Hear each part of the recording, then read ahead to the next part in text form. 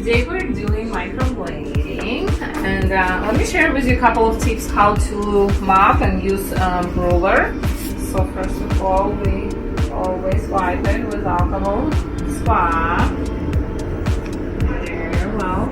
She has very good skin, so she's nice. Thank you. Yeah.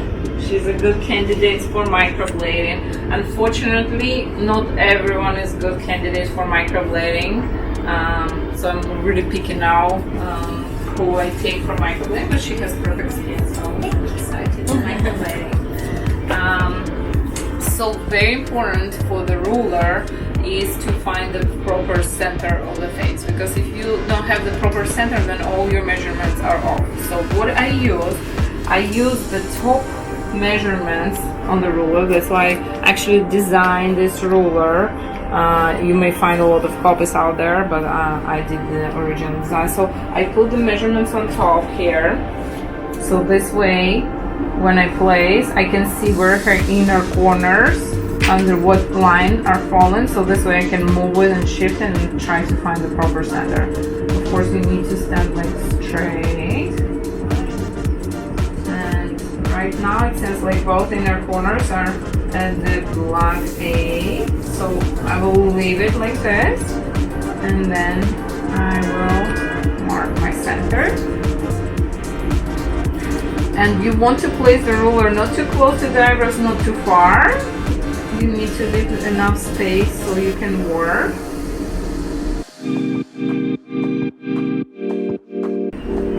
And then every face is different, so you can adjust your measurements, but most of the time, like 80% of my clients, like A, B, and C gold, are sitting like the best for my face. But you can see here, for example, her natural hair a little bit farther, so maybe we will finish it at 7 a little bit to give it a little bit more length.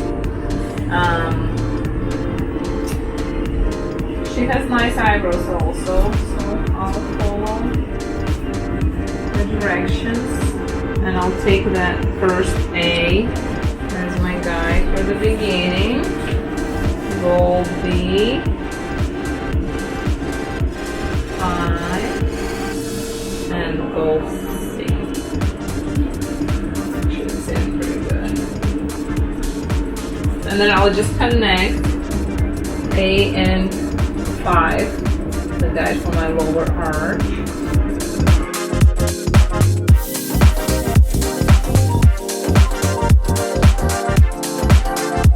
I like to draw when the client is sitting, because this way I can see her muscle movement. I can see the distance between her eye and her eyebrow, so we can build accordingly to her features. Like, it's not about just like drawing nice shape. It needs to be very good in harmony with her face features. So like for that reason, I recommend always have your client sit up and have her eyes open also, so I can see the distance between her eye, her bone structure, and everything.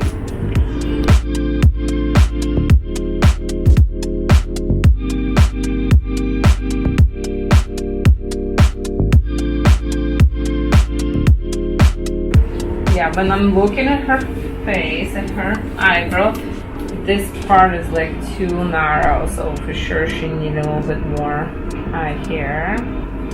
You know, the beginning of the eyebrow should be thicker than the middle of the eyebrow.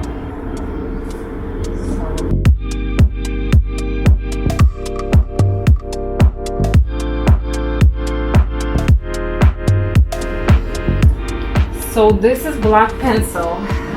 It's not going to be the color, and it's kind of square in the beginning, just my limits, because we're doing hair stroke. The borders will look much more natural.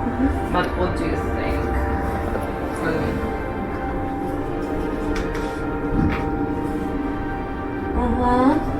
I like that shape.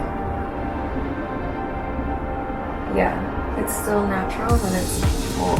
Yes. Yeah, I love it. And I'm going to transfer the same measurements on the other side.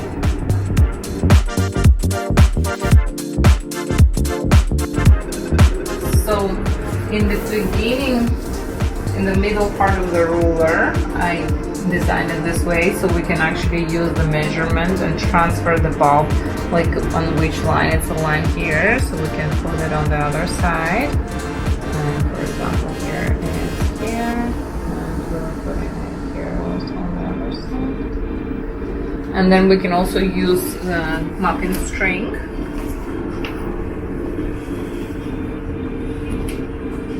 For the height of the eyebrows.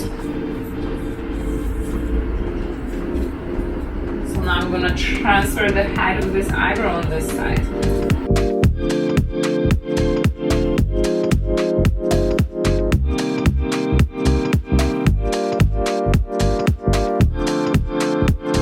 And I like to keep the ruler because I can also use the measurements of the ruler so they align on the same line.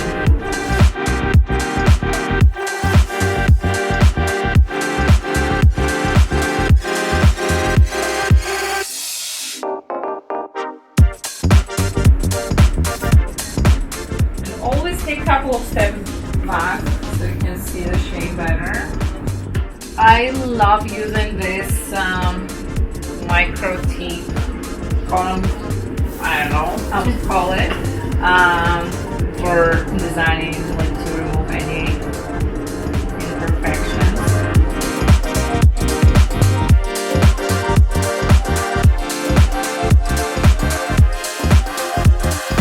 I use it a little bit with the white together, so I kind of dump it and let it.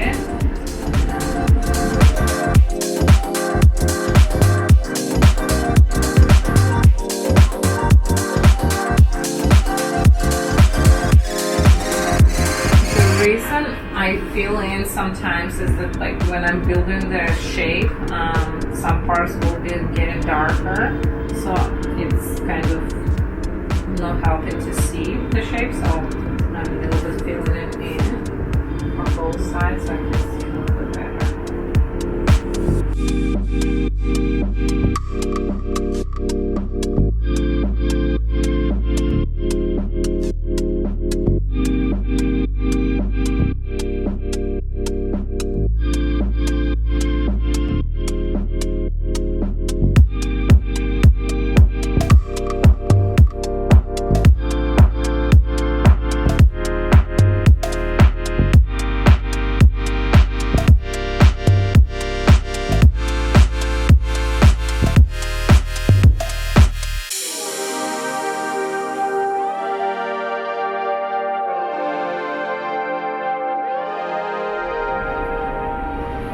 I always like to check and to put the head down and check a little bit how the direction of the tails is and the arch, and then also to split it up this way so I can see what's here as well.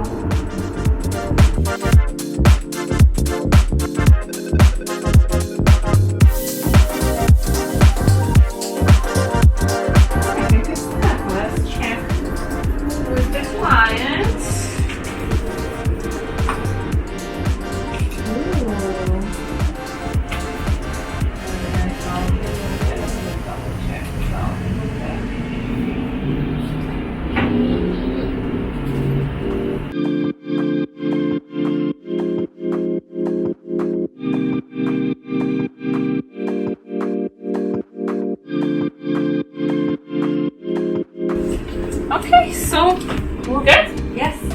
So let's bring it down and I'm gonna numb you. A lot of you guys know that I don't like to pre-numb for microblading. The reason why is that I feel like anesthetic, the pre-numb anesthetic make the skin softer and more saggy instead of adding a little bit moisture to the skin. So I like for microblading the skin to look as tight and as crisp as possible. So, however, I do pre-numb them, but I use secondary anesthetic to pre-numb, and I slightly little bit poke the skin, and then I put the ultra-duration, which is liquid, and you can just dab it, and this way, you know, like you have all your shape in place, and they're not very good during the procedure. So what I do,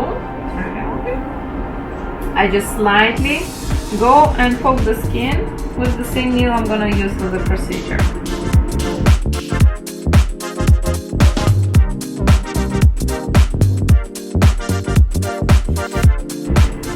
The angle that I designed this tool is perfect, so it has good contact with the skin, and you have very consistent depth for the hair stroke.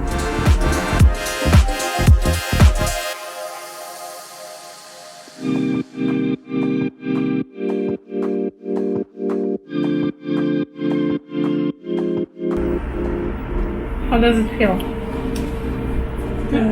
Minimum, yeah? Yeah, my clients are very comfortable with this part. It's less painful than tweezing the eyebrow. So now I can put ultraduration. I want to soak it well.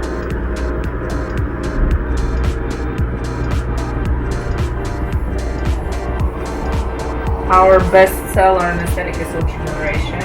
It's very strong, and the reason that it's liquid is very nice because for microblading I don't want like sticky gelish, products.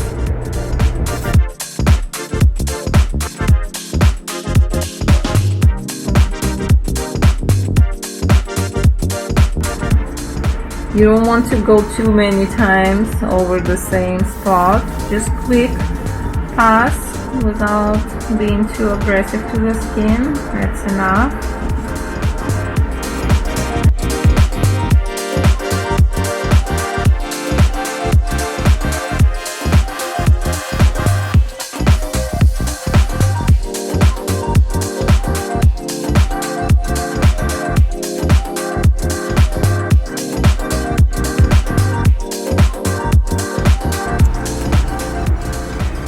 This side is already turning white. Actually, you don't have to wait too long, like 7 minutes is enough, and that's why I also like to do this kind of pre-numb. Okay, so I'm gonna prepare the color in the meantime. How do you pick the color? So obviously we're not gonna go too dark for you. I was thinking like medium brown. Also, what's the difference between microblading and ombre? So microblading is hair strokes. It's like mimicking the natural hairs, and the ombre is shading technique, but it's not the old way of shading where we pack the color very harsh in the skin. It's more gentle, very soft, and very powdery. So it's look like you're wearing powder, and it's very gentle to the skin. So, however, microblading, unfortunately, it's not for everyone. You have perfect skin, so we could proceed to the So we could do microblading for you, but if you have oily, poor skin, lag, sun damaged skin, maybe microblading is not the best procedure for you, then we would suggest ombre. I'm super excited to test drive the needle that I designed for our new DIVINE Microblading Tool. This is obviously not the tool, but I'm just testing the needle today. And I designed it with the angle where you have all the needles that are perfectly in good contact with the skin, so you have very even depth through the stroke. So let's try it. I'm gonna just use a gauze and dab it.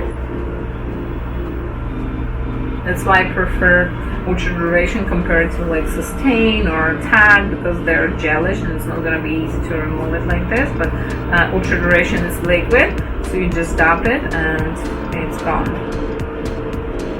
Small amount of pigment.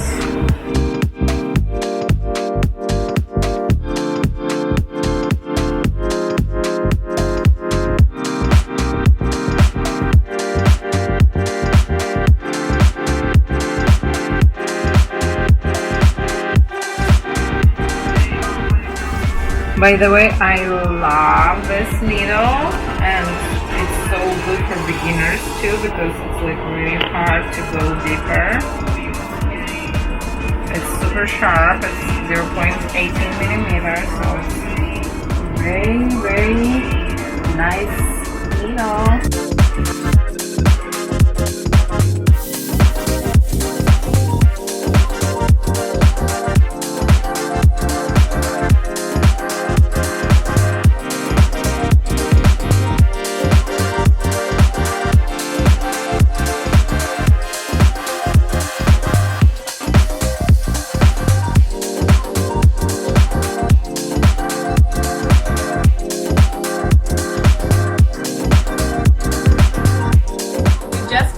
Microblading procedure for our beautiful client Karina, and she actually have a blog and she has Instagram about beauty. Do you want to tell a little bit about your Instagram page? Yeah, so you can follow me at Karina, my favorite, on Instagram, and I share a bunch of skin hacks and beauty tips. So go on there. Today my experience was quick, painless, and I'm leaving with luscious, flawless brows, so I'm super excited. Nice. Thank you, Daria. Thank you.